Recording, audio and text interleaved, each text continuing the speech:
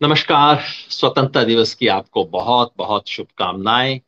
अमृतकाल कहें, diamond jubilee कहें, जिस नाम से पुकारें, ये हमारे देश के यात्रा में, स्वतंत्र भारत की यात्रा का एक बहुत महत्वपूर्ण और सुंदर पड़ाव है।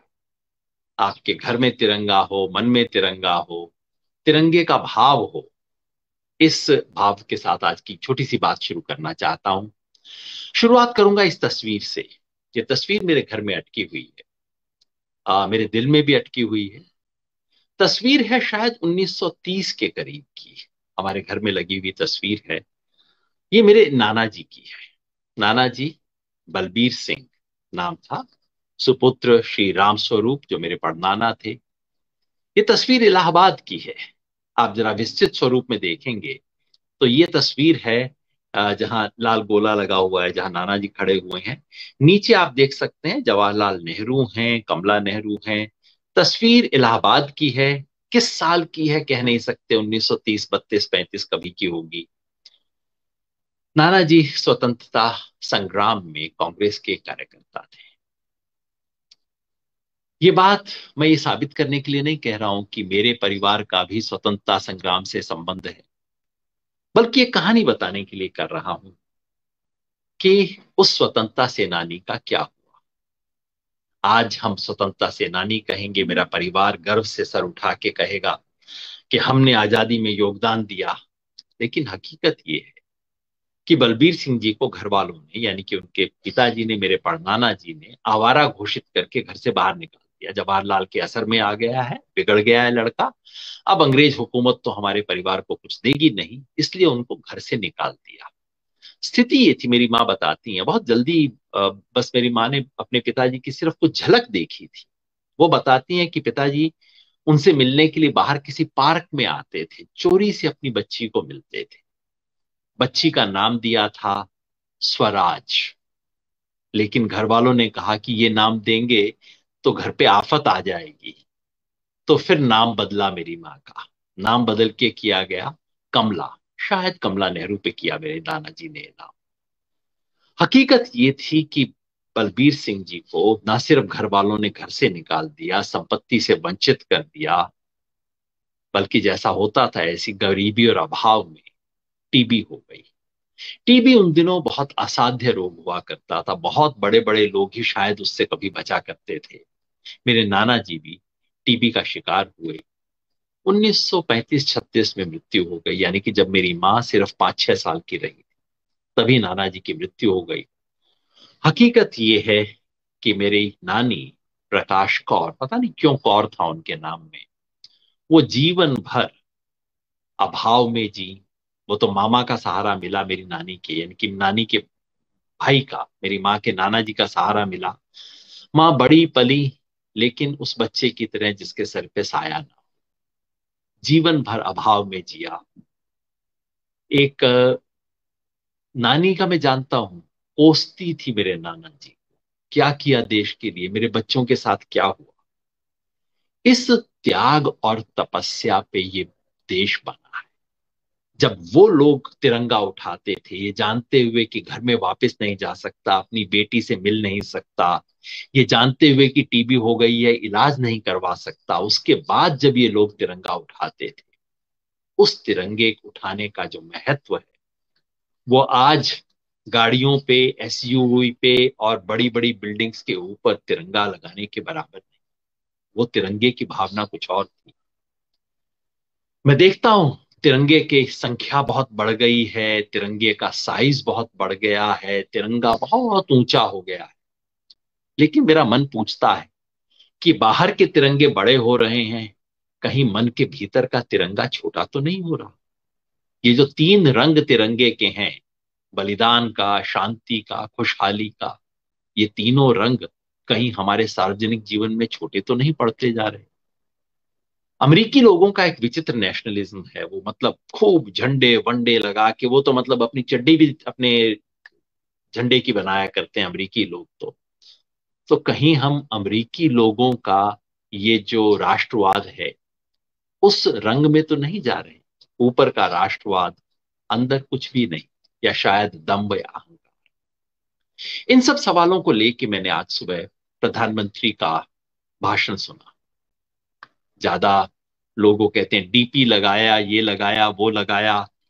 मुझे लगता है मैंने 71 की लड़ाई देखी है, मेरे परिवार ने बहुत कुछ देखा है।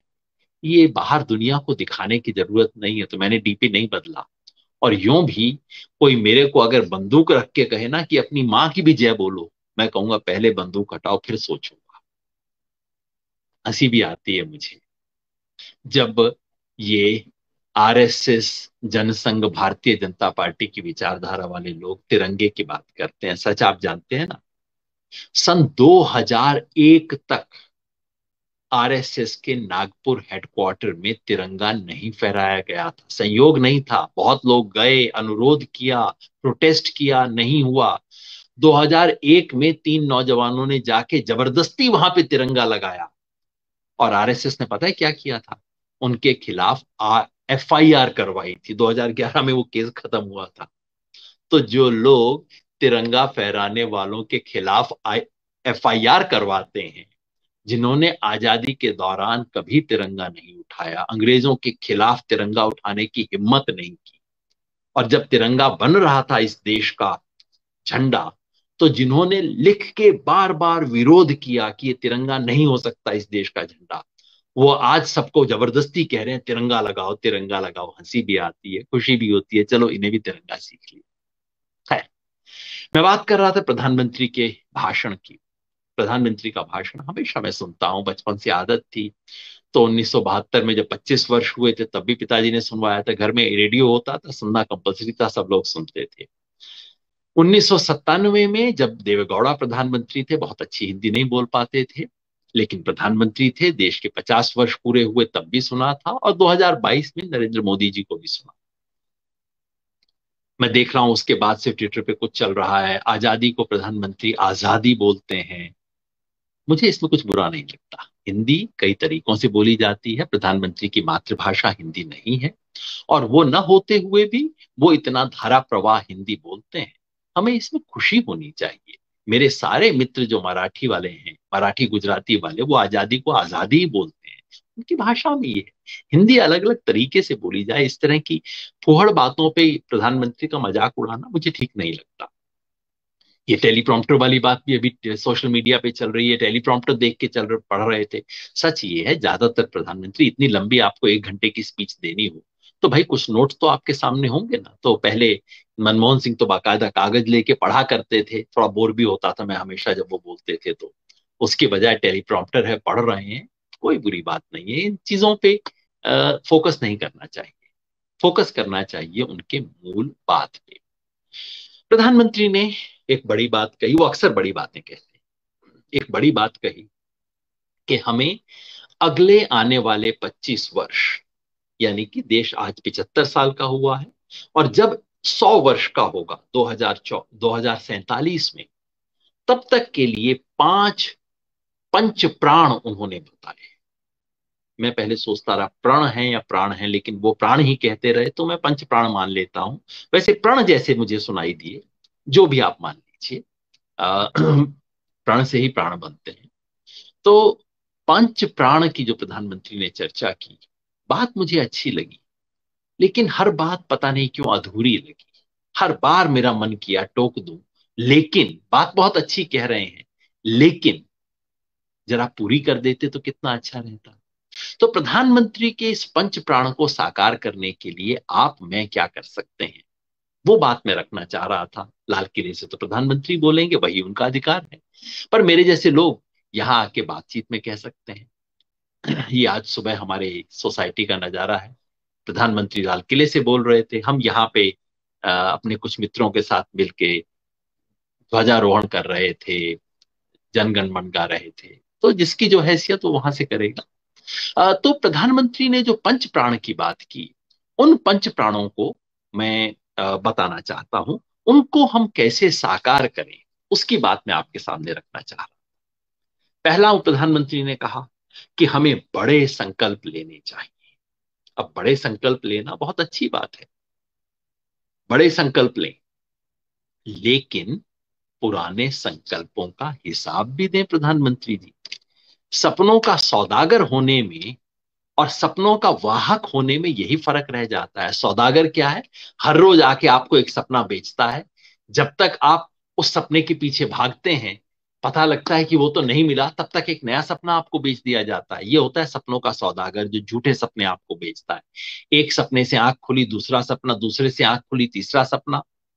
और दूसरे होते हैं स्वप्न दृष्टा, जो कि पूरे देश को सपनों की राह पे ले जाते हैं, सपना सामने रखते हैं, उसकी योजना बनाते हैं, योजना का हिसाब देते हैं।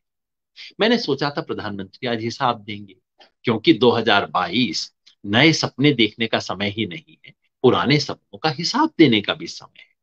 ये छोटा सा आप देखिए चित्र, जो कि खुद योजना आयोग ने जारी किया, ये हमारा बनाया हुआ नहीं है। योजना आयोग ने सन 2018 में कहा था कि देश के सामने ये बड़े बड़े सपने हैं, स्ट्रेटेजी फॉर 2022, ये 2018 में नीति आयोग ने बाकायदा जारी किया था। अब कोई इसका हिसाब मैंने प्रधानमंत्री का इतना तो बनता था ना भाई, कि आज देश के सामने आके बताते कि इन सपनों की क्या स्थिति है। इन सपनों में सबसे बड़ा सपना क्या था?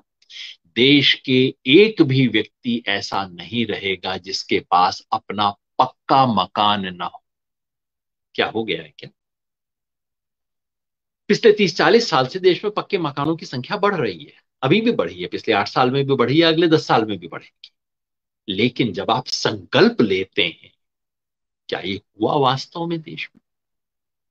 संकल्प ये था कि 2022 तक, 15 अगस्त नहीं, उससे भी पहले 28 फरवरी तक होना था वो तो। संकल्प ये था कि पूरे देश में किसानों की आय दोगुनी कर दी जाएगी। दोगुनी हुई क्या? डेढ़ गुनी हुई क्या? क्या सरकार ने आंकड़ा भी दिया कि कितनी बढ़ी है? इस तरह के तमाम, एक नहीं न जाने कितने संकल्प लिए गए हैं पिछले 5 साल में। क्या बेहतर ना होता कि प्रधानमंत्री आज आके देश के सामने कहते, देखिए संकल्प ये लिया था, इतना काम हुआ है, इतना अधूरा बचा है, माफ कीजिएगा थोड़ा कमी रह गई, इस कारण से रह गई, अगले 2 साल में, 4 साल में इसको पूरा करेंगे। वो ईमानदारी का संकल्प होता, सपनों के सौदागर वाला नहीं। वो सच्चे सपनों पे चलने और उसको लागू करने वाली बात होती। तो पहली बात, हम क्या करें? प्रधानमंत्री से एक बात सीखें। प्रधानमंत्री ने अधूरी बात कह दी हो, कोई बात नहीं, हम उसे करें। हर संकल्प के साथ एक समयबद्ध योजना बना के हर साल उसका निरीक्षण करें, रिव्यू करें, आगे के लिए संकल्प को रिवाइज करें। और अगर कोई एक संकल्प इस देश को चाहिए बड़े बड़े संकल्पों में से, तो बताऊं, हर हाथ में तिरंगा देना बहुत बड़ा संकल्प नहीं। हर हाथ को काम देना इस देश का सबसे बड़ा संकल्प होगा। मोदी जी, ये संकल्प लीजिए, वो न ले कोई बात नहीं, हम आप ये संकल्प लें, अगले 25 वर्ष में हर हाथ को काम होगा। काम होगा तो पक्का मकान भी बन जाएगा, किसान की आय भी परिवार की दोगुनी हो जाएगी, अपने आप तमाम चीजें, और देश काफी स्वच्छ भी हो जाएगा अगर हर हाथ को काम मिल जाएगा तो। दूसरी बात प्रधानमंत्री ने कही, दूसरा प्रण जो उन्होंने कहा, गुलामी का अंश भी नहीं बचने देना। अब जैसी उनकी आदत है, कहते कहते सैकड़ों साल की गुलामी, आप समझ गए इशारा क्या था? सैकड़ों नहीं, फिर तो हजारों साल की भी कह सकते थे, क्योंकि अगर इस देश की शुरुआत को आप मोहनजोदाड़ो की सभ्यता के साथ ले जाना चाहते हैं, तो उसके बाद तो जो सब आए वो सब आक्रामक थे। मेरे पुरखे भी आक्रामक ही रहे होंगे, अगर आक्रामक की ये भाषा बनाए। अगर इतिहास में कोई एक खास लाइन ड्रॉ करनी है, जैसे लोग ट्रेन के डब्बे में करते हैं ना, जिस टाइम मैं ट्रेन में घुस गया डब्बे में, तब तक ठीक है, उसके बाद आने वाली भीड़ होती है। अगर ये इतिहास के साथ करना है तो अलग बात है, नहीं तो गुलामी का संस्कार से मुक्ति पाने को आप इस तरह से परिभाषित ना करें। और सबसे पहले गुलामी के संस्कार से मुक्ति की शुरुआत तो अपने आप से करें ना। आज मैंने प्रधानमंत्री के भाषण में कई बातें सुनी, कहते हमें डेवलप्ड नेशन बनना है। मेरे मन में आया, प्रधानमंत्री जी, गुलामी की पहली निशानी तो ये है, डेवलप्ड नेशन। ये कोई पुरानी धारणा नहीं है, ये कोई भारतीय संस्कार, वैश्विक शाश्वत धारणा नहीं है। ये सिर्फ 70-80 साल पहले शुरू, वर्ल्ड बैंक द्वारा शुरू की गई एक अवधारणा है, पश्चिम के देशों द्वारा की गई अवधारणा है।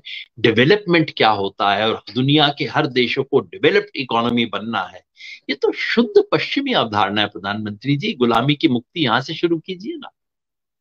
भाषण का एक बहुत महत्वपूर्ण हिस्सा था एस्पिरेशनल सोसाइटी हमें बनानी है। इसके लिए कोई हिंदी में शब्द भी नहीं ढूंढ पाए, गुलाम मानसिकता की ये निशानी होती है। एस्पिरेशनल सोसाइटी हमें बनाना है, ये पश्चिम द्वारा दिया गया पिछले 20-25 साल का शब्द है, या उनसे सीख के आए हुए, वर्ल्ड बैंक से घूम के आए हुए, अमेरिकी यूनिवर्सिटी से घूम के आए हुए लोगों का शब्द है। प्रधानमंत्री जी, इन शब्दों से मुक्ति पाइए ना। गुलामी के संस्कार से मुक्ति पानी है। अच्छा कहा उन्होंने, दूसरों के स्टैंडर्ड हम कब तक अपनाते रहेंगे। बहुत सुंदर कहा। ये बात नीति आयोग को बताइए ना प्रधानमंत्री जी। ये नीति आयोग जो दिन रात मुझे फला इंडेक्स दिखाता है, ये ईज ऑफ बिजनेस इंडेक्स दिखाता है, पश्चिम के फला लोगों ने ये कर दिया, एक किसी यूनिवर्सिटी ने कहा कि भारत में सबसे क्रूर तरीके से लॉकडाउन को लागू किया गया, इन लोगों ने उसको भी अपनी उपलब्धि की तरह शामिल कर लिया। आप सही कह रहे हैं। दूसरों की इंडेक्स कब तक हम इस्तेमाल करते रहेंगे प्रधानमंत्री जी। योजना आयोग को, अपनी फाइनेंस मिनिस्ट्री को, सबको कहिए ना कि हम ये करना बंद कर दें। और बताऊं, सबसे बड़ी गुलामी की जो आप पुनर्जागरण जिस शब्द का इस्तेमाल बार बार प्रधानमंत्री जी आपने किया, ये रेनेसां शब्द का ट्रांसलेशन है, और ये यूरोप के इतिहास को भारत के वर्तमान पे लादने की कोशिश है। कृपया मानसिक गुलामी को छोड़िए ना। आप भी तो छोड़िए, हम भी छोड़ेंगे बिल्कुल, आप अच्छी बात कह रहे हैं, आप भी जरा छोड़िए ना। और सबसे बड़ी मानसिक गुलामी बताऊं किसमें है? ये जो राष्ट्र की अवधारणा आपने जर्मनी से उधार ली हुई है, इटली से उधार ली हुई है, उसको भी छोड़ दीजिए ना। राष्ट्र की अवधारणा इस देश के 5,000 साल के संस्कार से बनाई। हमारा राष्ट्र यूरोप के राष्ट्र की नकल नहीं हो सकता।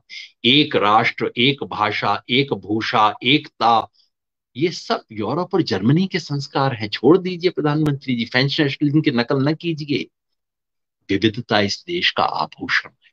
इस देश का राष्ट्रवाद एक अलग तरह का है, इस देश के राष्ट्र का संस्कार अलग है। उसे अपनाइए प्रधानमंत्री जी, हम सब आगे बढ़ेंगे। प्रधानमंत्री जी भले ही ना करें, मगर वो सही कहते हैं, गुलामी के संस्कार से मुक्ति पानी चाहिए। हमें भारत के स्वधर्म को भारत की भाषा में अपना के भारत के तरीके से कहने का तरीका निकालना हो। तीसरी बात प्रधानमंत्री ने कही, विरासत पे गर्व करना चाहिए। मुझे लगा लाल किले पे खड़े होके विरासत पे गर्व कर रहे हैं, तो लाल किला बनाने वालों के बारे में भी कुछ कह देंगे कि भाई इस पे मुझे गर्व है। लेकिन पता नहीं क्यों विरासत की जो डेफिनेशन है इतनी कटी फटी क्यों होती है। मैं भी मानता हूं विरासत की हर बात को स्वीकार करना बिल्कुल जरूरी नहीं है। विरासत एक नदी की तरह है, नदी पानी भी लाती है, प्राणवायु लाती है, कूड़ा करकट भी लाती है। कूड़ा करकट को छानिए। मैं तो चाहता हूं सारी विरासत को हम स्वीकार ना करें। 3 दिन पहले राजस्थान में जिस बच्चे की हत्या हुई है एक अध्यापक के द्वारा, इसलिए कि उसने पीने के पानी के उसके घड़े को छू लिया था, अगर ये हमारी विरासत का एक हिस्सा है, इस हिस्से को कूड़ेदान में डालना होगा, विरासत को छांटना होगा और फिर विरासत को अपनाना होगा। सिर्फ विरासत की बात करने से काम नहीं चलेगा। इतने सुंदर सुंदर बातें कही प्रधानमंत्री ने, वसुधैव कुटुंबकम, और हर हर कंकर में हम शंकर ढूंढ लेते हैं। कितनी सुंदर बात है। एक कंकर में शंकर ढूंढ लेते हैं, तो उस ईंट पत्थर से जो मस्जिद बनती है उसमें भी कुछ ढूंढ लीजिए ना। क्यों इस तरह की नफरत करते हैं? क्यों इस देश में नफरत फैलाते हैं? विरासत इस देश की, पूरी विरासत को अपना लीजिए ना। बड़ा दिल है तो अंग्रेजों की विरासत भी हम अपना लेंगे, उनसे भी कुछ सीख लेंगे, उनका भी काफी कुछ फेंक देंगे। इस देश पे तमाम तरह के असर हुए हैं, हमने सब में सीखा है और सब में कुछ त्यागा है। पूरी विरासत को अपनाइए प्रधानमंत्री जी। प्रधानमंत्री जी ना अपनाएं, हम पूरी विरासत को अपनाएं। इस देश की विरासत को समझने का मतलब है इस देश के स्वधर्म को समझना और इस देश के स्वधर्म का पालन करना। वो कैसे करेंगे? हम सब मिलके, ये हमारे लिए अगले 25 वर्ष की चुनौती है। चौथी बात प्रधानमंत्री जी ने कही, एकता, एकजुटता। अच्छा भी लगा हंसी भी आई, गुस्सा भी आया। जिस देश में लिंचिंग हो रही हो, प्रधानमंत्री एक शब्द न बोले। जिस देश में कुछ लोगों को टारगेट करके बुलडोजर चलाए जा रहे हो, प्रधानमंत्री एक शब्द न। धर्म संसद के नाम पे देश की एकता को खत्म करने के लिए जो काम अंग्रेजों ने भी न किए होंगे वो काम हो रहे हैं। कहा जा रहा हो फला समुदाय को खत्म कर दो, 20 लाख मुसलमानों को खत्म कर दो, इस तरह की बातें सार्वजनिक मंच से हो रही हो, प्रधानमंत्री उनके बारे में एक्शन न ले, उन लोगों को शह दे, उसके बाद वो प्रधानमंत्री एकता की बात करे। क्या लगता है, वो कहते थे ना, 900 चूहे खा के बिल्ली हज को चली। अच्छा, 900 चूहे भी छोड़ दीजिए, पर अब तो हज को चल जाए। शोभा नहीं देती प्रधानमंत्री जी बात। जेंडर इक्वेलिटी आपको याद आई, मुझे बहुत अच्छा लगा। वैसे उसके लिए को भारतीय शब्द ढूंढ लेते। जेंडर इक्वेलिटी करने का तरीका ये नहीं है कि औरत को हमेशा माँ बेटी की तरह बोला जाए, जैसे पुरुष को हमेशा बाप और पुत्र नहीं बोला जाता, पुरुष को पुरुष बोला जाता है। औरत का सम्मान करना दूसरे तरीकों में इससे भी सीख सकते हैं, इसके लिए हम उनको भारतीय शब्द निकाल सकते हैं। लेकिन जब आपको जेंडर याद आया प्रधानमंत्री जी, भाषा याद आई आपको विविधता की, धर्म याद नहीं आया। इस देश में धार्मिक विविधता है, ये बात आप बोल भी नहीं सके। बोलते हुए, महापुरुषों का जिक्र करते हुए, गांधी नेहरू की बात करते हुए बहुत संकोच हुआ आपको। नेहरू का जिक्र कर दिया, महापुरुषों में गांधी को गिनाना भी भूल गए थे प्रधानमंत्री आज तो। फिर बाद में उन्होंने करेक्ट किया, कहीं दूसरा गांधी जी के रास्ते पे चल के इत्यादि कहते हुए। प्रधानमंत्री जी इतना सिलेक्टिव क्यों है? इस वक्त इस देश की एकता पे सबसे बड़ा प्रहार हो रहा है। इस वक्त देश तोड़ने की कोशिश हो रही है। आप यदि इस देश के सच्चे प्रधानमंत्री हैं तो आपको तो सबसे पहले उसके खिलाफ खड़ा होना चाहिए। प्रधानमंत्री ना हो, हम होंगे। एक संकल्प लीजिए अगले 25 वर्ष के लिए, वो तोड़ेंगे, हम जोड़ेंगे, हर तरह से इस देश को जोड़ेंगे, ये हमारा संकल्प। पांचवी बात प्रधानमंत्री ने कही, कर्तव्य। नागरिकों को कर्तव्य का पालन करना चाहिए। जैसे आप देखिएगा, जो भी डिक्टेटर होता है, चाहे वो हिटलर हो, मुसोलिनी हो, पुतिन हो, एर्दोगन हो, जो भी डिक्टेटर होता है वो हमेशा आके टीवी पे बोलता है आप कर्तव्य का पालन करो, नागरिक को कर्तव्य का पालन करना चाहिए, ताकि अधिकार की बात भूल जाए। हर व्यक्ति जो सत्ता में बैठा होता है उसको अधिकार शब्द चुभता है। महात्मा गांधी ने सुंदर बात बताई थी, जिनका नाम लेने से बहुत दिक्कत हो रही थी प्रधानमंत्री को आज। महात्मा गांधी ने कहा था कि जिस सविनय अवज्ञा शब्द का इस्तेमाल किया था, सत्याग्रह का इस्तेमाल किया था, कर्तव्य पालन करने का हिस्सा है। एक नागरिक के रूप में मेरा कर्तव्य केवल ये नहीं है कि अफसर जो कुछ कह दें उसके मैं मूड हिलाऊं, या प्रधानमंत्री जो कह दें उसका गुण गाऊं। नागरिक के रूप में मेरा कर्तव्य है कि उसमें सच और झूठ की छलनी लगाऊं, उसकी सही बात का समर्थन करूं, गलत बात का विरोध करूं, और जो इस देश को तोड़ने की कोशिश करे उसका प्रतिरोध करूं, देश बचाऊं। ये मेरा कर्तव्य है। प्रधानमंत्री ने चूंकि हमें कर्तव्य याद दिला दिए, तो हम अपने इस कर्तव्य को माने कि इस देश को बचाने के लिए, सच की लड़ाई के लिए सड़क पे खड़े होके अहिंसक लोकतांत्रिक तरीके से संघर्ष करना हमारा कर्तव्य है। जाते जाते प्रधानमंत्री एक बात कह गए, उनके मुंह से एक बात निकली, बोला तो बहुत सुंदर तरीके से था, ज्यादातर बातें बहुत सुंदर तरीके से ही कहते हैं, लेकिन मैं आपको वही बात एक दूसरे संदर्भ में कह के आज की बात समाप्त करना चाहता हूं। प्रधानमंत्री ने कहा, लोकतंत्र के बारे में कहा, भारत लोकतंत्र की जननी है। एक दूसरे अर्थ में मैं भी इस बात को मानता हूं, कहता रहा हूं। लेकिन उन्होंने कहा इसके बाद कि लोकतंत्र की जननी होने का मतलब क्या है? मतलब यह है कि जब लोग खड़े हो जाते हैं तो कोई उनका मुकाबला नहीं कर सकता। उन्होंने कहा, जिनके जहन में लोकतंत्र होता है वो जब संकल्प लेते हैं, वो सामर्थ्य दुनिया की बड़ी बड़ी सल्तनत के लिए संकट काल लेके आती है। समझ गए ना क्या इशारा है? अगर आपके जहन में लोकतंत्र है और आप संकल्प लेंगे तो आपका जो सामर्थ्य है वो दुनिया की बड़ी से बड़ी सल्तनत, बड़े से बड़े अहंकारी राजा, अहंकारी प्रधानमंत्री, अहंकारी शासक, उन सब के लिए संकट काल लेके आए। ये अमृत काल इस देश को जो बड़ा बनाना चाहते हैं, एक शुभ और सुंदर भारत का स्वप्न देखते हैं, उन सब के लिए अमृत काल हो। और जो इस देश को तोड़ने की साजिश कर रहे हैं, जो अहंकार में बैठे सोचते हैं कि सत्ता में बैठ के चाहे जो कुछ कर सकते हैं, उनके लिए संकट काल साबित हो। इसी कामना के साथ आप सबको स्वतंत्रता दिवस की एक बार फिर से शुभकामनाएं। अमृतकाल डायमंड जुबली आपको मुबारक हो। आपके घर पे तिरंगा फहराए, लेकिन उससे ज्यादा आपके मन के भीतर तिरंगा फहराए।